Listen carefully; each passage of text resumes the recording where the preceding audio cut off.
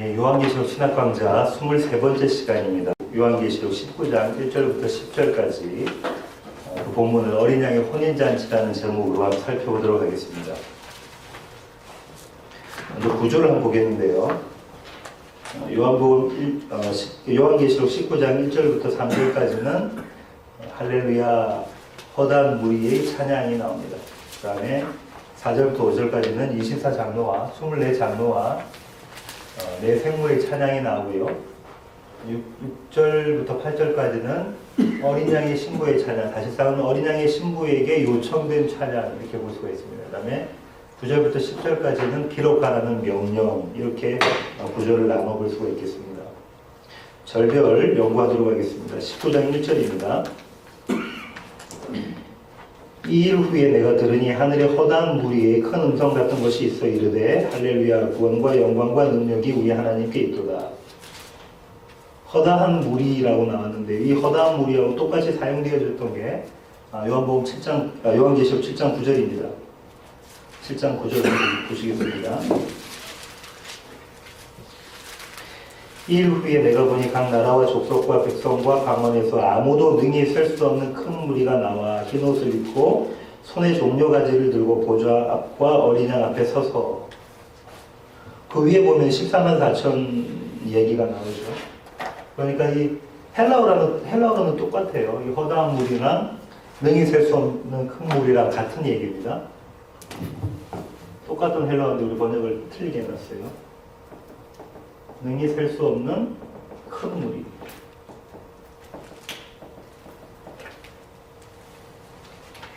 지난번에 7장 할 때 말씀드린 것처럼 이거는 정말로 셀 수 없는 큰 무리라는 의미보다는 이 크다라는 의미가 하나님의 장엄하신 위대하신 크심에 대한 이야기와 그 다음에 완성된 모습에 대한 무리, 이 그림을 그리고 있다고 말씀을 드렸습니다.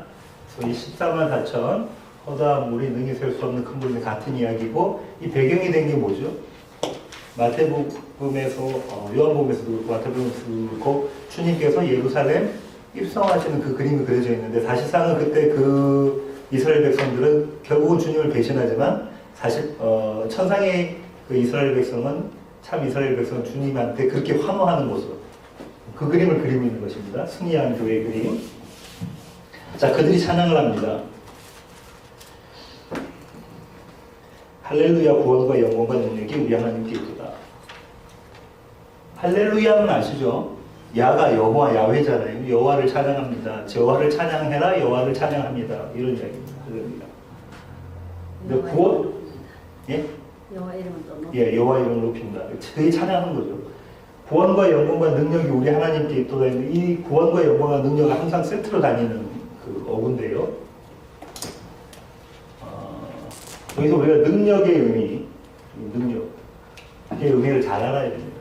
구원은 여러분 이미 잘 아실 것이고, 이스라엘 백성을 출애굽시킨, 이집트로부터 출애굽시킨 하나님의 구원, 그 다음에 영광은 매번 제가 설명드린 것처럼 하나님의 하나님 되심이 우리에게 드러날 때 그게 하나님의 영광이라고 말씀드렸었고요. 이 능력은 이제 이 능력을 오해해서 어떻게 생각들 하냐면 하나님께서 우리 뭐든지 하실 수 있다. 우리가 원하는 것을 들어주시는 하나님의 능력으로 오해하거나 착각하기 쉽습니다. 그런데 바울은 그렇게 이야기하고 있지 않죠. 로마서 1장 16절부터 17절 살펴보겠습니다. 로마서, 여러분 너무도 잘 아시는 말씀인데요.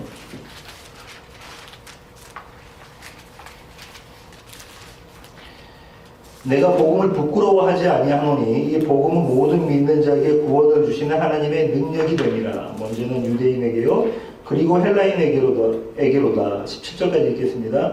복음에는 하나님의 의가 나타나서 믿음으로 믿음에 이르게 하나니 기록된 바 오직 의는 믿음으로 말미암아 살리라 함과 같으니라. 바울은 복음을 부끄러워하지 않는다고 그러고, 왜냐하면 이 복음에는 모든 믿는 자에게 구원을 주시는 하나님의 능력이 나타납니다. 다시 말하면 이 능력은 무슨 능력? 하나님의 백성을 구원하시는 능력인 거예요. 하나님의 백성을 구원하시는 능력. 자, 여기서 한 가지 한번 생각해 볼게요. 심판주로 오시는 하나님, 그 다음에 구원주로 오시는 하나님의 능력이 공이 드러났습니다. 그죠? 지금 이 대목이 이 앞에 대목이 뭐냐면 바빌론을 멸망시키는, 음녀 바빌론 멸망시키는 심판주로서의 능력이잖아요. 그 다음에 지금, 구원과 영광과 능력이 한 세트로 나와서 이 얘기는 좀 전에 말씀드린 것처럼 바울의 고백에 따르면은 구원하시는 구원의 하나님의 능력이시란 말입니다. 저 개인적으로는 이 심판주의 능력보다는 이 구원주의 능력에 하나님이 더 와닿아요. 왜 그러냐면 잘 보십시오.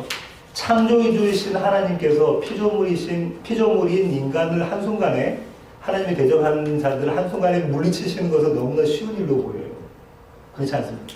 하나님 마음만 먹으시면 될 수 있는 너무나 쉬운 일인데 이 구원주로서의 하나님은 어떤 모습으로 우리에게 다가오냐면 당신의 사랑하는 외동 아들을 이 땅에 보내셔서 십자가에 달려 돌아가게 하시면서 바빌론이었던 세상이었던 나를 참 이스라엘로 참 예루살렘으로 만들어 가시는 그 능력의 하나님, 우리로서는 결단코 깨어나도 할 수 없는 그 능력을 가지셔서 그 능력을 이루시는 그 하나님이 더 다가옵니다.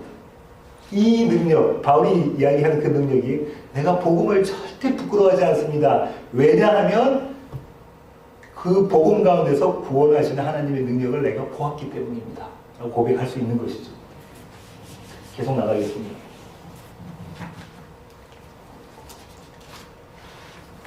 2절입니다.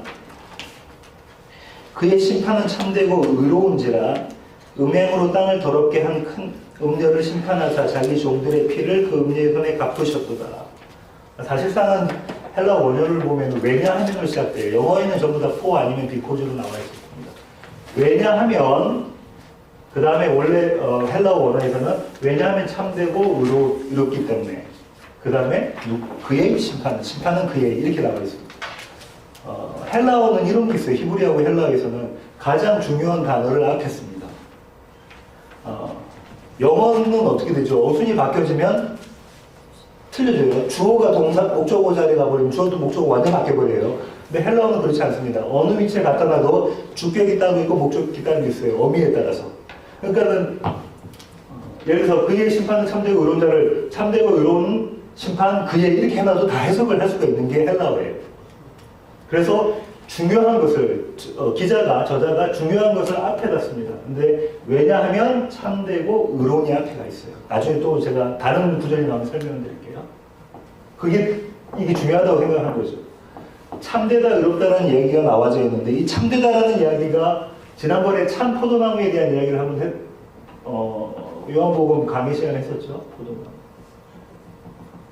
그때 우리가 참에 대한 이야기들을 살펴봤었습니다. 내용들을. 첫 번째는 어떤 거죠? 거짓에 반대되는 개념으로서의 참. 그 다음에는 원천적인 것, 원천적 에너지, 원천적 근원, 원류적인 것에 대한 이야기. 그 다음에는 악함에 반대되는 참, 선함. 이건 뜻을 갖고 있다고 했어요. 여기에서는 이 모든 것을 담은 것 중에 담아서 뭐에 가까운 것으로 보시면 되냐면 신실하심, 하나님의 신실하심에 대한 이야기를 보시면 됩니다. 그 얘기는 뭐냐면 당신의 약속을 반드시 지키시는 그 하나님의 심판은 참되다. 의롭다라는 것은 어떤 건가요? 의롭다라는 것은 사실상은 이렇게 보시면 되죠. 해야 될 일을, 마땅히 해야 할 일을 할 때, 마땅히 해야 할 일을 할 때, 아니 마땅히 있어야 할 자리에 위치에 있을 때 이것을 의롭다라고 얘기합니다. 그렇죠? 우리가 일반적으로 의롭다 할 때 마땅히 해야 될 일을 했을 때 그것이 의롭다고 해요. 근데 그 마땅히 해야 될 일을 하지 않기 때문에 불의하게 되는 거죠. 하나님께서는 마땅히 하셔야 될 그 일을 하셨다. 왜냐하면 바벨론은 그의 악함 때문에 심판을 마땅히 받아야 되잖아요. 그 모습에 대한 이야기를 그리고 있습니다. 좀 더 살펴보겠습니다. 그 다음에 또 왜냐하면이 또 나와요. 2절에. 왜냐하면 음행으로 땅을 더럽게 한 큰 음녀를 심판하사 자기 종들의 피를 그 음녀의 손에 갚으셨도다. 두 번의 왜냐하면이 뭐 다음에 나와 있었죠? 할렐루야. 그죠? 1절에 할렐루야 구원과 영광과 능력이 우리 하나님께 있도다 하고 하나님을 찬양하고 난 다음에 찬양의 이유로 왜냐하면이 두 번 등장합니다. 그렇게 구조가 되어져 있어요. 자, 왜냐하면 음행으로 땅을 더럽게 한 큰 음녀를 심판하사 자기 종들의 피를 그 음녀의 손에 갚으셨도다. 두 가지가 있대요. 하나는 왜냐하면 다음에 헬라어 순서로는 심판하셨다라는 게 바로 나와 있어요. 우리는 음행으로 이렇게 되어 있지만 가장 중요한 게 앞에 나왔다고 그랬죠. 심판하셨다. 그 다음에 쭉 해서 한 그 센텐스 끝나고 나면 그 다음 센텐스에 복수하셨다라고 나옵니다. 에오리스트 텐스에 대해서 설명을 했죠. 요한복음 시간에 어떤 거라고 했죠? completed whole이라서 완전히 꽉 찬, 더 이상 찰 수 없는 모습입니다. 완전하신 하나님의 심판과 완전하신 하나님의 복수에 대한 이야기를 하고 있는 거예요. 자, 그런데 여기서 또 한 가지 힘들어집니다, 우리가. 왜냐면 하나님이 복수하셨대요. 누구를? 자기 종들의 피를 금녀의 손에 갚으셨도다 이렇게 나오잖아요. 그죠? 그럼 누군가요? 순교자예요. 주님 때문에 피 흘려 죽은 자니까 순교자다. 우리가 이 앞에서 순교자에 대한 개념을 한번 살펴봤는데 이 순교자라는 것은 성도라고 말씀드렸어요. 저와 여러분 교회에. 순교자가 바벨론 세상 때문에 피 흘리는 모습에 있는 가운데서 주님 앞에 주님 우리의 모습 신원해 주십시오라는 기도를 드렸을 때 하나님께서 그들의 기도를 들으시고 복수하셨다라는 개념이에요. 근데 저희의 모습이 순교자의 모습인가요? 우리가 이렇게 세상이 우리를 죽이려고 하고 우리는 세상 그 죽임에 대항해서 나는 피 흘리기까지 대항하는 모습이 정말 순교자의 그런 모습이 우리 삶 가운데 있냐는 말이죠. 만약에 그런 이야기라면 그런 우리의 열심을 가지고 우리가 대항한 그 모습이라면 저와 여러분은 여기에 해당이 안 될 거예요. 우리의 삶 가운데 보면 우리 삶을 다시 한번 바라보게 되면 여기 뒤에 나오기 때문에 다시 그때 가서 한 번 더 제가 설명드리겠습니다.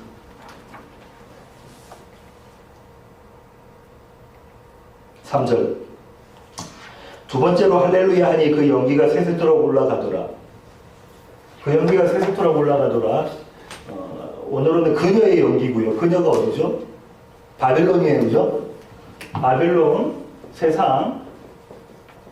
왜 연기가 납니까? 이 앞에 찾아보니까 18장에서 어떻게 됐죠? 멸망됐어요. 패망됐어요. 무너져 버렸어요. 그래서 연기가 올라갔는데 이 올라간다라는 게 현재형으로 되어 있고 새새토록 나와 있어요. 올라간다는 게 현재형으로 나와 있어요.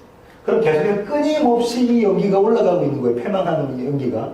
하나님께서 심판하셔서 망해진 바빌론, 그 바빌론의 도시에 폐허가 돼서 올라가는 그 연기의 모습이 새새토록이에요. 새새토록.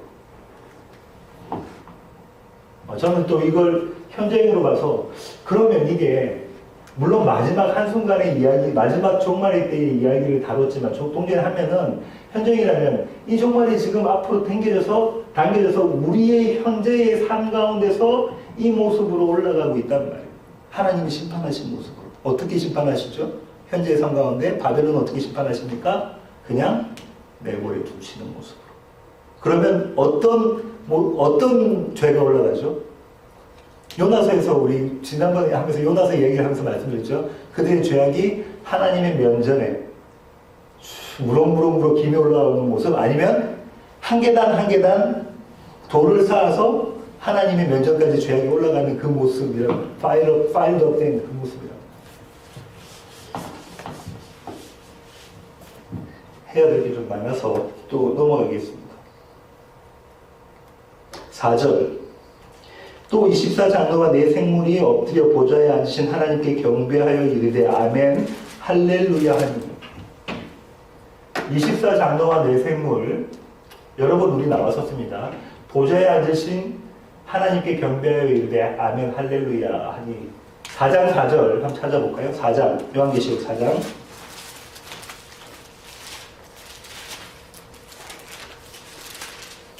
4절 또 보좌에 둘려 24 보좌들이 있고 그 보좌들 위에 24장군들이 무슨 옷을 입고 있습니까? 흰 옷을 입고 머리에는 금관을 쓰고 앉았더라. 10절부터 11절 이 24장군들이 보좌에 앉으신 이 앞에 엎드려 세세토록 살아계시는 이에게 경배하고 자기의 관을 보좌 앞에 들이며 이르되, 자기가 쓰고 있던 금관을 흰 옷 입은 24 장로들이 하나님께 바쳐드리고 있습니다. 11절 우리 주 하나님이여 영광과 존귀와 권능을 받으시는 것이 합당하오니 주께서 만물을 지으신지라 만물이 주의 뜻대로 있었고 또 지으심을 받았나이다 하더라. 한마디로 말하면 뭐죠? 할렐루야. 할렐루야. 그 그림을 그리세요. 흰옷을 입은 24 장로 교회들이 하나님께서 씌워주셨던 그 면류관을 자기들이 벗고 다시 하나님께 돌려드리는 모습입니다. 7장 11절 12절 한번 볼게요.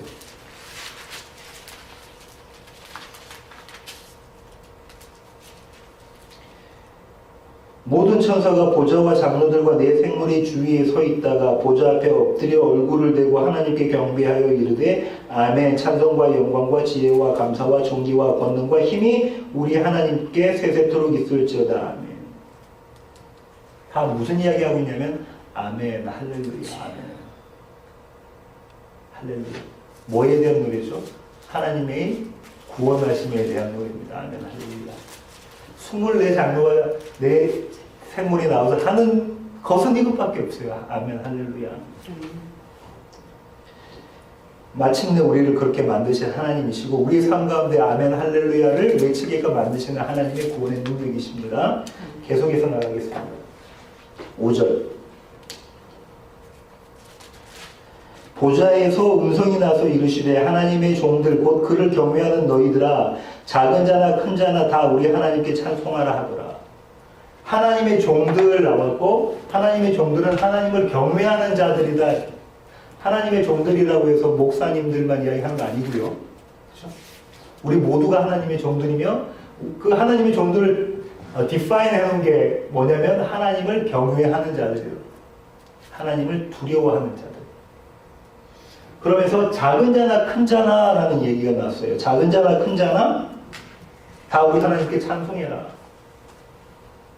무슨 말이냐면 성경에서 사도 요한이 뭐라고 하냐면 작은 자나 큰 자 가질 것 없이 그런데 상급론 특별히 차별 상급론을 외치시는 분들이 있습니다. 이게 가능한 일인가? 안 된다는 얘기예요. 차별 상급론은 원인이 되는 게 뭐예요? 이 땅에서의 나의 행위가 됩니다. 행위.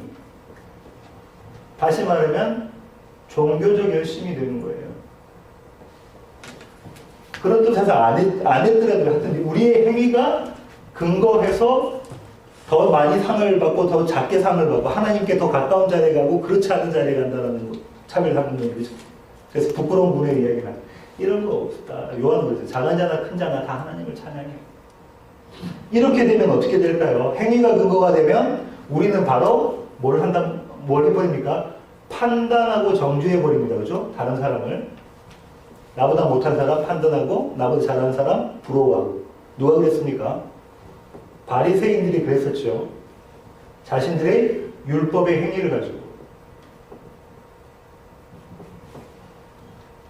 그렇지 않다는 거죠. 그렇지 않다는 거죠.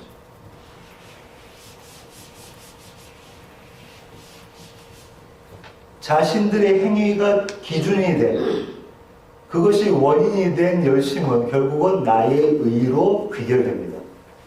하나님의 의가 아닌 그리스도의 의가 아닌 나의 의로움으로 귀결이 돼요. 이걸 뭐라고 말하죠? 나의 의를 강조하고 나의 의가 내 삶의 전부인 것을 뭐라고 말하냐면 교만. 성경 그렇게 해요. 이걸 교만한 것을 뭐라고 말하죠? 죄. 이 자들은 뭘 갖게 돼요? 사망에 이르게 됩니다. 죄의 삭선 사망이죠. 그런 얘기가 아닙니다. 하나님의 종들, 교회들아, 너희들이 마땅히 할 일은 너희의 모습이 어떻든 간에 지금 너희가 어떤 삶을 살고 있든지 간에 하나님께 찬송해라. 왜냐하면 마침내 너희를 어떻게 만드신 하나님이시기 때문에 하나님만을 찬송하며 자기의 그 면류관을 하나님께 바치는 자로 만드실 것이기 때문에 그 하나님을 찬송해라. 할렐루야.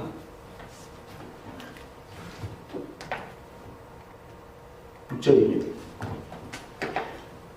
또 내가 들으니 허다한 무리의 음성과도 같고 많은 물소리와도 같고 큰 우레소리와도 같은 소리로 이르되 할렐루야. 주 우리 하나님 곧 전능하신 이가 통치하시도다.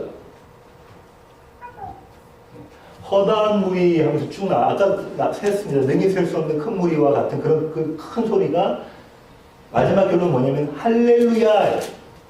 다시 말하면 하나님을 찬양하라. 왜냐하면 비코즈가 또 나옵니다. 왜냐하면 주 우리 하나님 곧 전능하신 이가 통치하시도다. 이 센텐스에서 이 문장에서 제일 처음에 나와 있던 단어가 뭐겠어요? 통치예요. 통치. 이 자리가 여기가 있어요. 다스리신다가 앞에 가 있어요. 근데 이 통치가 에오리스트 텐스입니다. 꽉 찬 것. 더 이상 하나님의 통치 이렇게 완전할 수가 없는. 한국에서는 우리가 뭐라고 그러냐면 추석을 더도 말고 덜도 말고 한가위만 같아라. 왜냐면 풀무늬라서 이제 보름달이라서 그런 것처럼 그 보름달의 모습, 그 다음에 풍성한 수확의 모습 이런 걸 담고 있는 것처럼 에오리스트 텐스가 그걸 갖고 있다. 시제보다는 텐스보다는 에스펙이 있습니다. 그 다스리심 우리가 하나님께 찬양해야 될 이유로 하나님께서 전능하신 하나님께서 우리를 다스리시기 때문이다. 마지막 때에 하나님의 다스리심이 완전하게 드러나겠지만 또 한편으로는 지금 이 시간에도 우리의 삶을 다스리시는 그래서 구원으로 완성으로 이끌어 가시는 하나님에 대한 모습을 같이 염두에 두셔야 됩니다. 하나님의 나라는 통치의 개념이에요. 통치. 누가 날 다스리시느냐? 누가?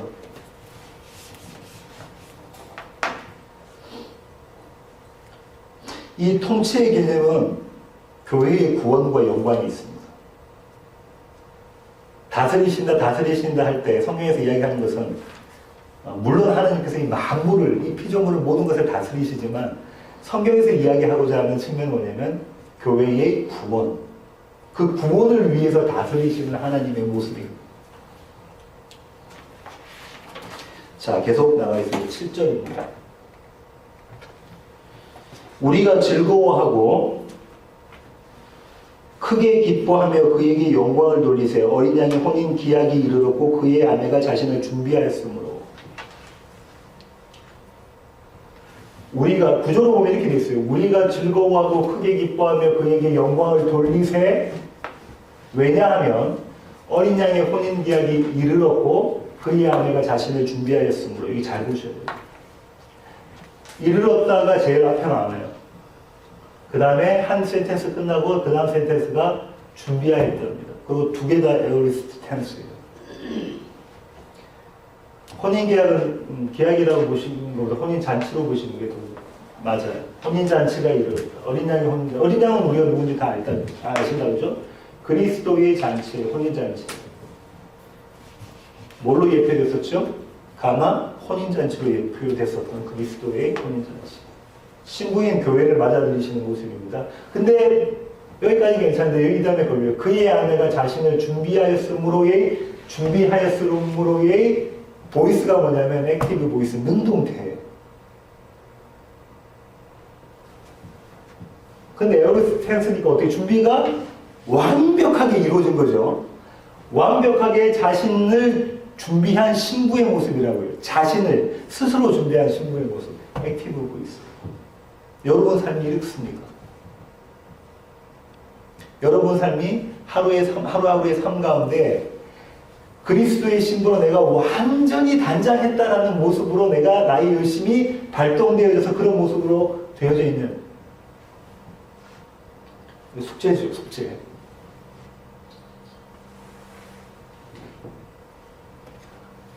계속해서 나가면서 보겠습니다. 8절. 그에게 빛나고 깨끗한 세마포 옷을 입도록 허락하셨으니 이 세마포 옷은 성도들의 옳은 행실이로다. 이 구조를 잘 보세요. 센텐스 있고 왜냐하면 있고 센텐스 있고 because 왜냐하면이 있습니다.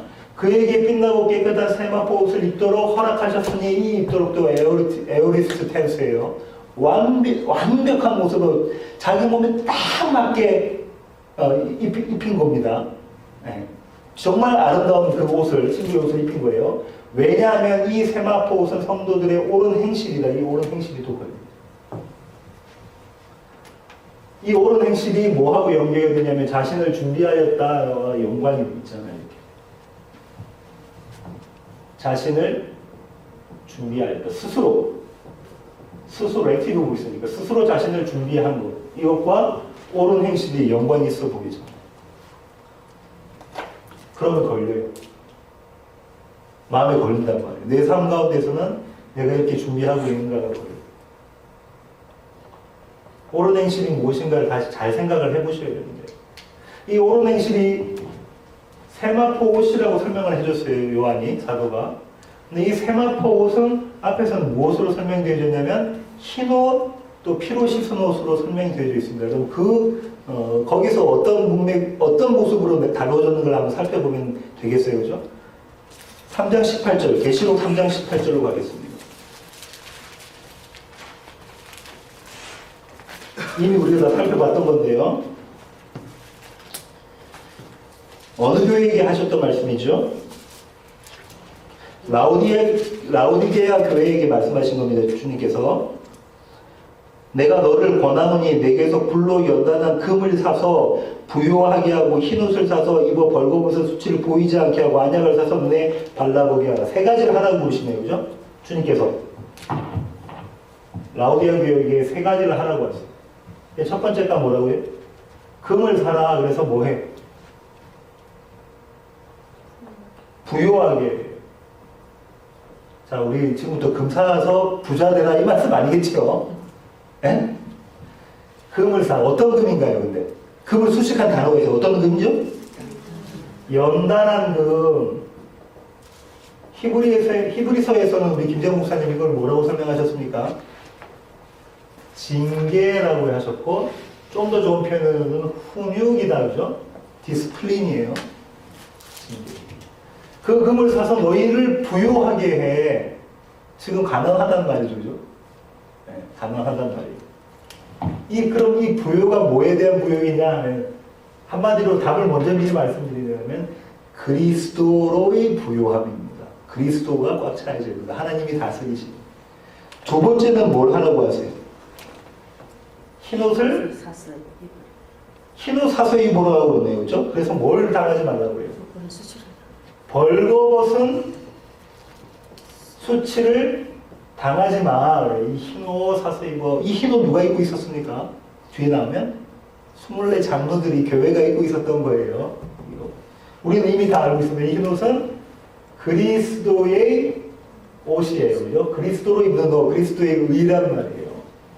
벌거벗은 수치에 대해서 지난번에 설명드렸던 것을 아마 제가 제 생각에 여러분이 기억하실 것 같은데요. 자, 역사는 한마디로 말하면 옷 입기라고 말씀드렸죠. 하나님께서 우리에게 옷을 입혀주신 것이라 말씀드렸습니다. 창세전 언약이 있었습니다. 이 언약을, 하나님 스스로의 언약을 이루시기 위해서 하나님께서는 이 땅을 창조하셨다고 말씀드렸습니다. 시작과 끝이 분명히 있습니다. 알파 오메가가 분명히 있습니다. 그런데 첫사람 아담과 하와가 이때 범죄하면서 타락을 하게 되죠. 타락한 그들이 했던 첫 번째 행위가 있어요. 그죠? 하나님으로부터 숨어서 그들이 했던 이 행위가 뭐냐면 옷 입기였어요. 옷 만들어 입기. 무슨 옷? 무화과 나무 잎 옷이라고 했어요. 무화과 나무 잎 옷. 무화과 나무 잎은 뭘 상징합니까? 결국은 썩어질 옷이에요. 그것으로 자기들의 수치를 가렸어요. 창세기로 가서 보세요. 나중에 수치를 가린 거예요. 부끄러웠으니까 내가 벗어서 부끄러워서 내가 가린 거예요. 그죠? 하나님의 면전으로부터 숨어서 죄 짓고 난 다음에. 그런데 주님께서는 어떻게 하시죠? 우리 주님께서는, 하나님께서는 그들이 만들어 놓은 이 옷을 벗겨버리시고 가죽 옷을 입히십니다. 누군가의 희생에 의해서 만들어진 옷, 예수 그리스도로 옷을 입히셔요. 그렇게 해서 이 수치를 면하게 하십니다. 이 옷은 썩어지지 않고 영원할 옷이에요. 이 얘기를 계속해서 하고 계십니다. 성경은 여러 가지 그림으로 전체 역사를 설명하고 있는데 옷 입기에 대한 역사는 이런 거예요. 십자가상에서 나타났다고 말씀드렸죠, 그죠? 어떻게 어떤 모습으로 나타났죠? 예수 그리스도는 발가벗김을 당하셨어요. 제가 지난번 말씀드린 것처럼 아마도 속옷도 안 입으셨을 정도로, 왜냐면 속옷도 나눠가지고 하니까 발가벗김을 당하셔서 세상의 옷 벗겨주시고 그리스도의 옷 입으시는 모습을 절정해서 그려놓으셨습니다. 마지막 때는 흰 옷 입은 모습으로 그려놨어요. 계시록에서, 그죠? 그래서 역사 전체가 세상이 자신이 만들어 입은 옷, 자신이 자신의 수치를 가리기 위해서 만들어 놓은 옷, 그 옷을 하나님께서는 하나님의 자녀들에게서 벗기시고 하나님의 옷, 예수 그리스도를 옷 입히시는 그림이란 말이에요.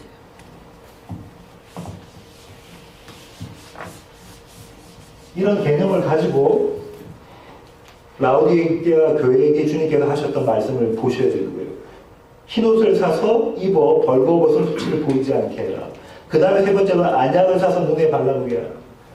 장님된 너희들이 눈이 띄어져야 돼. 근데 그 안약이 누구겠습니까? 예수 그리스도라고. 다시 넘어가서 7장 14절 조금 더 가시겠습니다. 7장 14절.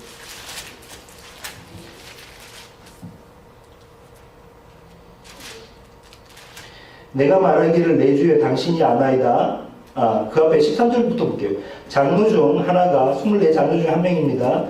나에게 이르되 이 흰옷 입은 자들이 누구며 또 어디서 왔느냐? 내가 말하기를 내 주에 당신이 아시나이다 하니 그가 나에게 이르되 이는 큰 환란에서 나오는 자들인데 어린 양의 피에 옷을 씻어 희게 하였느니라. 중요한 게 뭐냐면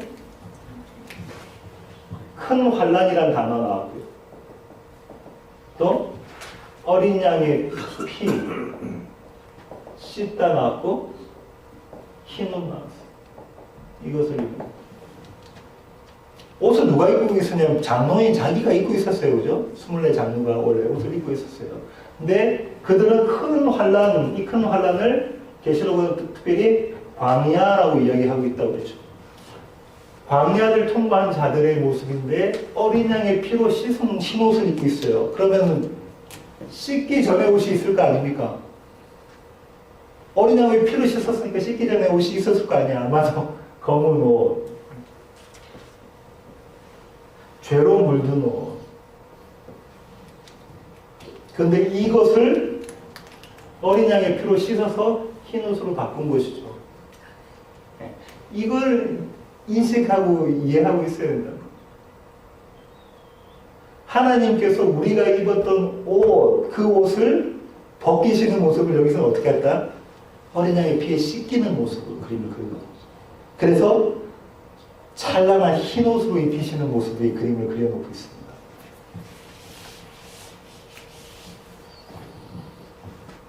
다시 오늘 본문으로 넘어가겠습니다. 요한계시록 19장입니다. 요한계시록 19장. 자, 보세요. 그에게 빛나고 깨끗한 세마포 옷을 입도록 허락하셨으니 이 세마포 옷은 성도들의 옳은 행실이다. 세마포 옷에 대한 의미가 이제 명확해졌습니다. 그죠? 나의 열심, 나의 어떠함, 나의 지혜, 나의 능력으로 얻어놓은 것이 아니라 내가 나의 수치를 가리고자 한 그거, 매일의 삶 가운데 하고 있는 그것을 벗기시며 예수 그리스도로 옷 입히시는 그 옷, 세마포 옷인데 그게 뭐래요? 성도들의 옳은 행실이래요. 그러면 이 땅에 살면서 내가 어떻게 열심을 해서 하나님께서 기뻐하시는 삶을 살려고 하는 그 모습이 아니라 그렇게 살지 말라는 게 아닙니다. 또 여기 계신 분은 다 이해할 줄 압니다. 그것이 아니라 이 옳은 행실은 예수 그리스도다라는 거예요. 예수 그리스도를 붙잡고 있어야 되는 것이다. 그 말. 이게 성도들의 옳은 행실이다. 계속 나가겠습니다. 9절.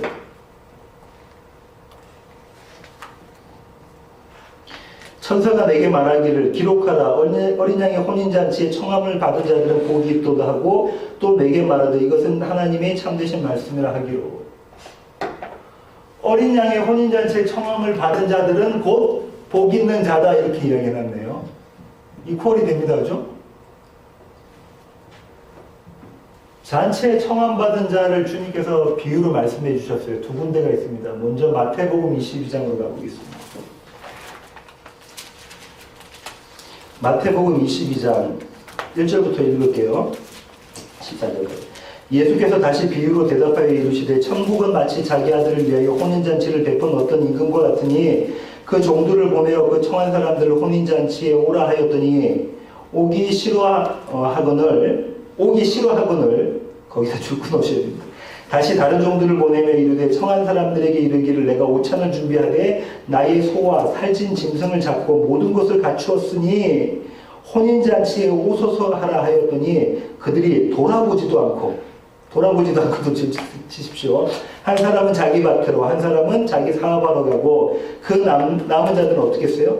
종들을 잡아 모욕하고 죽이니 임금이 노하여 군대를 보내어 그 살인한 자들을 진멸하고 그 동네를 불사르고 이에 종들에게 이르되 혼인잔치는 준비되었으나 청한 사람들은 합당하지 아니하니 내 길에 가서 사람들을 만나는 대로 혼인잔치에 청하여 오라 한데 종들이 길에 나가 악한 자나 선한 자나 만나는 대로 모두 데려오니 혼인잔치에 손님들이 가득한지라 임금이 손님들을 보러 들어올새 거기서 예복을 입지 않은 한 사람을 보고 이르되 친구여 어찌하여 예복을 입지 않고 여기 들어왔느냐 하니 그가 아무 말도 못하거늘 임금이 사관들에게 말하되 그 손발을 묶어 바깥 어두운 데에 내던지라 거기서 슬피 울며 이를 갈게 되리라 하니라 청함을 받은 자는 많되 택감을 입은 자는 적으니라.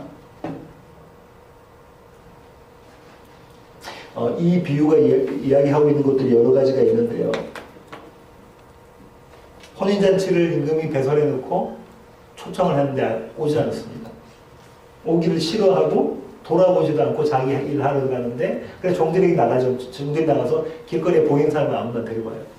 아무나 데리고 왔는데 그 중에 예복을 입지 않는 자들이 있는 거예요. 예복을 입지 않는 자들은 잔치에 참여할 수가 없어요. 이걸 누구를 비유로 해서 지금 주님 말씀하신 거죠? 바리새인에 대한 얘기를 하고 있는 거예요. 바리새인에 대한 얘기를. 그 앞에 31절 보고 있어요. 그 둘 중에 누가 아버지의 뜻대로 하였느냐? 형, 동생, 아우의 그 비유 아시죠? 내가 진실로 너희에게 이르노니 세리들과 창녀들이 너희보다 먼저 하나님 나라에 들어갈리라. 세리와 창녀가 먼저 하나님 나라에 들어갑니다.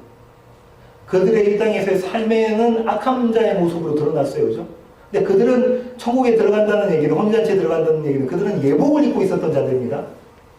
그리고 예복을 입고 있었던 자니까 천국에 들어갔을 거 아니에요. 그러고 난 다음에 이 비유가 나왔습니다.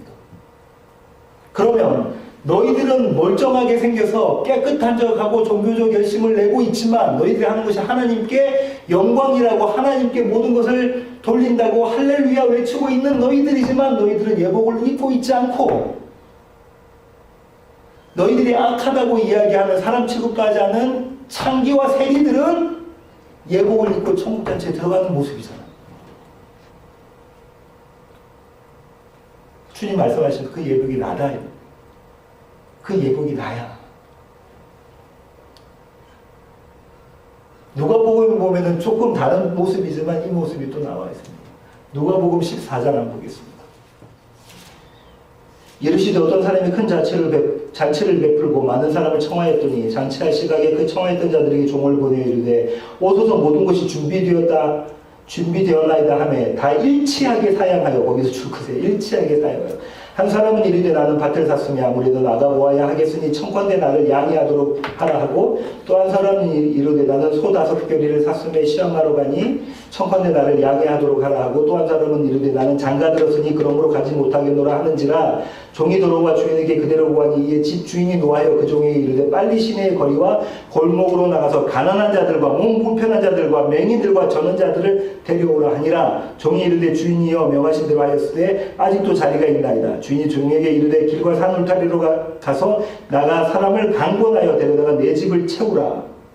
내가 너에게 말하노니 전에 청하였던 그 사람들은 하나도 내 잔치를 맛보지 못하리라. 누굴 데려오라고 하십니까? 가난한 자, 몸 불편한 자, 맹인들과 저는 자들. 당시 유대인들은 이런 자들을 죄인이라고 했습니다. 그들을 데리고 오라고 했어요. 죄인을 구원하러 오신 예수 그리스도의 모습이잖아요. 예수 그리스도로 옷 입은 모습. 그런 자들이 복이 있대요. 복. 우리가 생각하는 그런 세상이 생각하는 복이 아니겠다, 그죠? 그런 자들의 복이니까요. 산상수훈으로 가겠습니다. 마태복음 5장 1절로 10절.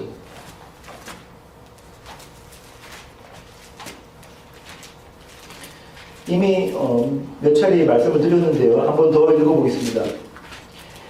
마태복음 5장 1절입니다. 예수께서 무리를 보시고 산에 올라가 앉으시니 제자들이 나온지라 입을 열어 가르쳐 이르시되 심령이 가난한 자는 복이 있나니 천국이 그들의 것이며 애통하는 자는 복이 있나니 그들이 위로를 받을 것이며 온유한 자는 복이 있나니 그들이 땅을 기업으로 받을 것이며 의에 줄이고 목마른 자는 복이 있나니 그들이 배부를 것이며 긍휼히 여기는 자는 복이 있나니 그들이 긍휼히 여김을 받을 것이며 마음이 청결한 자는 복이 있나니 그들이 하나님을 볼 것이며 화평하게 하는 자는 복이 있나니 그들이 하나님의 아들이라 일컬음을 받을 것이며 의를 위하여 박해를 받는 자는 복이 있나니 천국이 그들의 것입니다. 지난번에 한번 말씀드렸죠. 이 구조가 인크로지오 구조라고 그랬다 그러죠. 샌드위치 구조. 팔복이 나와 있습니다. 복이 있다. 천국 너희 것이다. 복이 있다. 천국 너희 것이다. 너희가 이렇게 해. 그럼 내가 복을 줄게. 이 말씀 아니라고 그랬죠.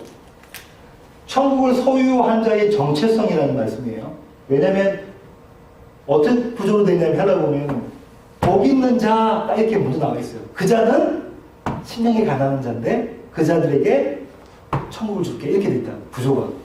우리 구조처럼 복이 있는 그러니까 심령이 가난한 자에게는 내가 복을 줄게. 그 얘기가 아니라 복 있는 자. 교회의 정체성이 돼요. 무엇에서 이루어진가? 예, 교회의 정체성입니다.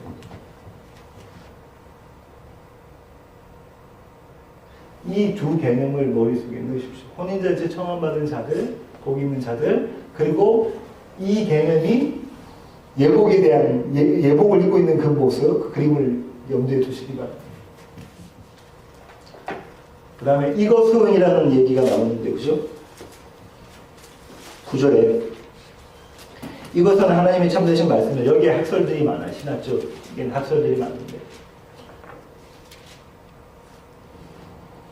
9절 제가 한번 읽어볼게요. 다시. 천사가 내게 말하기를 기록하라. 어린 양의 혼인잔치에 청함을 받은 자들은 복이 있도다 하고 또 내게 말하되 이것은 하나님의 참되신 말씀이라 하기로 할 때 거기 이것은 첫 번째로 어떤 학자들이 이렇게 이야기합니다. 청함을 받은 자들은 복이 있도다. 그 바로 앞에 있는 센텐스를 받는 거잖아. 또 어떤 학자들은 혼인잔치에 대한 언급이다. 또 어떤 학자들은 계시록 17장 1절부터 19장 9절까지의 전부 다 이에 대한 이야기입니다. 결론부 첫 파트에 있는 얘기 전부 다다. 이필찬 교수님 같은 경우는 이렇게 또 어떤 학자들은 요한계시록 전체다 이렇게 뭐 어떤 것이라고 이렇게 딱 정할 수가 없어요. 문법상으로 그 어떤 것이다라고 바람을 정할 수는 없고 이 어떤 걸 해도 사실상은 문제가 되지는 않습니다. 하나님의 참되신 말씀이다. 하나님의 참되신 말씀이다.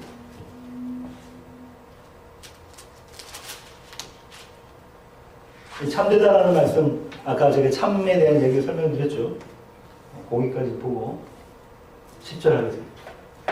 10절 내가 그 발 앞에 엎드려 경배하려 하니 그가 나에게 말하기를 나는 너와 및 예수의 증언을 받은 내 형제들과 같이 된 종이니 삼가 그리하지 말고 오직 하나님께 경배하라. 예수의 증언은 예언의 영이라 하더라. 하나님께 경배하라가 또 에어리스 템스예요. 꽉 찬 경배, 더 이상 어떻게 더 할 수 없는 그런 경배의 모습인데 내가 그 발 앞에 엎드려 해서 삼가 그리하지 말고까지 천사가 이야기를 합니다. 왜냐하면 사도 요한이 그 모습과 이야기를 듣고 난 다음에 천사한테 경배하려고 그러죠. 근데 그렇게 하지 말라고. 이 모습이 사도행전에 나와요. 그죠? 바울의 얘기에서 나와요. 바울과 바나바의 사도행전 14장으로 가겠습니다. 14장 8절부터 볼게요. 루스드라라에 발을 쓰지 못하는 한 사람이 앉아있는데 남에서 걷지 못하게 되어 걸어본 적이 없는 자라. 바울이 말하는 것을 듣거늘 바울이 주목하여 구원받을 만한 믿음이 그에게 있는 것을 보고 큰 소리로 이르되 네 발로입니다. 네 발로 바로 일어서라 하니 그 사람이 일어나 걷는지라. 무리가 바울이 한 일을 보고 루가오니아 방언으로 소리질러 이르되 신들이 사람의 형상으로 우리 가운데 내려왔다 하여 바나바는 제우스라 하고 바울은 그 중에 말하는 자이므로 헤르메스라 하더라. 시외 제우스 신당의 제사장이 소와 화환들을 가지고 대문 앞에 와서 무리와 함께 제사하고자 하니 두 사도 바나바와 바울이 듣고 옷을 찢고 무리 가운데 뛰어들어가서 소리질러 이르되 여러분이 어찌하여 이런 일을 하느냐? 우리도 여러분과 같은 성정을 가진 사람이라 여러분에게 복음을 전하는 것은 이런 헛된 일을 버리고 천지와 바다와 그 가운데 만물을 지으시고 살아계신 하나님께로 돌아오게 함이라. 하나님이 지나간 세대에는 모든 민족으로 자기들의 길들을 가게 방임하셨으나 그러나 자기를 증언하지 아니하신 것이 아니니 곧 여러분에게 하늘로부터 비를 내리시며 결실기를 주시는 선한 일을 하사 음식과 기쁨으로 여러분의 마음에 만족하게 하셨느니라 하고 이렇게 말하여 겨우 무리를 말려 자기들에게 제사를 못하게 합니다.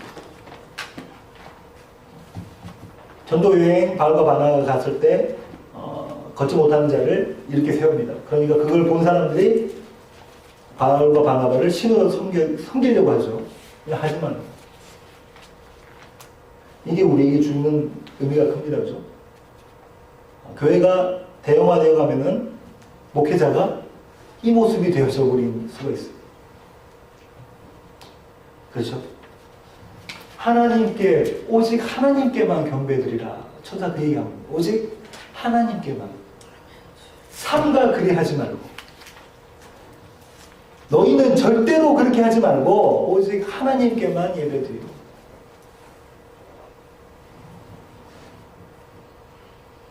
바라기는 우리 세워지는 교회의 저와 김영수 목사님뿐만 아니라 이 땅에 있는 모든 교회 목회자들이 이런 마음 갖기를 원합니다. 그 다음에 또 나옵니다. 왜냐하면 예수의 증언은 예언의 영이다. 이게 좀 어려워요. 영어는 for the testimony of Jesus is the spirit of the prophecy라고 되어 있는데 이게 속격이거든요. 소유격이라고 있는 두 개가 있는데 이걸 어떻게 해석하느냐에 대해서 학자들 간에 이견이 많습니다. 어떤 학자들은 이렇게 해석합니다. 예수에 대하여 증거하는 것이 모든 예언의 핵심입니다. 뭐라고 보냐면 스피릿을 영으로 안 보고 핵심, 중심으로 해석을 할 수가 있거든요. 그렇게 해석하는 거예요. 두 번째는 예수가 주신 증거는 이거는 이 오브를 목적격으로 첫 번째는 받고 있고요. 두 번째는 주격으로 받죠. 예수께서 주신 그 증거는 모든 예언의 핵심입니다. 세 번째로는 성령으로 본 겁니다. 예수께서 주신 증거는 주님 이걸 주격으로 본 거죠. 예수님께서 주신 증거는 성령으로부터 주어진 것입니다. 아니면 예수에 관한 목적으로 봐서 예수에 관한 증거는 성령으로부터 주어진 내용입니다. 이 모든 거 어떤 걸 사용하셔도 상관이 없다고 생각합니다. 다 똑같은 카테고리 안에 들어있다고 생각합니다. 예수님께 대한 증거이고 예수님께서 주신 증거이고 그것은 모든 예언의 핵심이며 성령으로부터 나오신 거고 성령을 통해서만 알 수 있는 것이다. 이렇게 해석하시면 될 겁니다. 결론 맺겠습니다. 오늘 제목이 어린 양의 혼인잔치. 자, 어린 양의 혼인잔치에 들어갈 참가 자격 보십시오. 뭡니까? 예복을 입은 자예요. 예복을 입은 자, 흰 옷을 입은 자, 예복을 입은 자, 세마포 옷을 입은 자, 그리스도의 보혈로 어린 양의 피로 씻은 옷을 입은 자.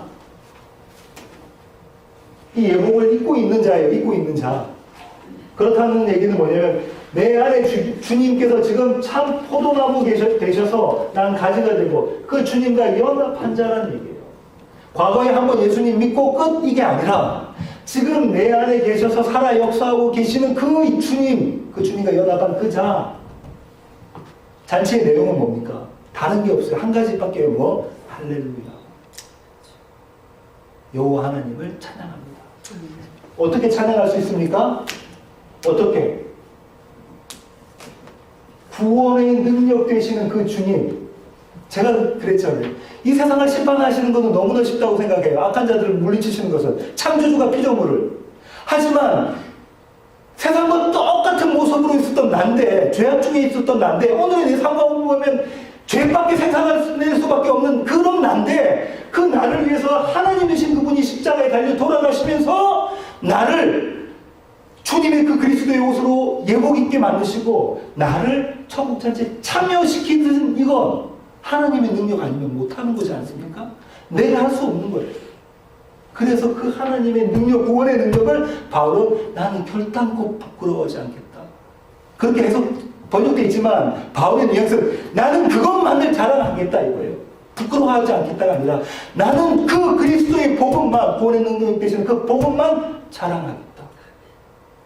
이 고백이, 바울의 고백이 저와 여러분의 고백이 되기를 원합니다. 마지막으로, 자, 보세요. 이거는 마지막 때에 완성된 모습으로 종말의 모습의 때에 나타날 그림입니다. 동전의 한 면이에요.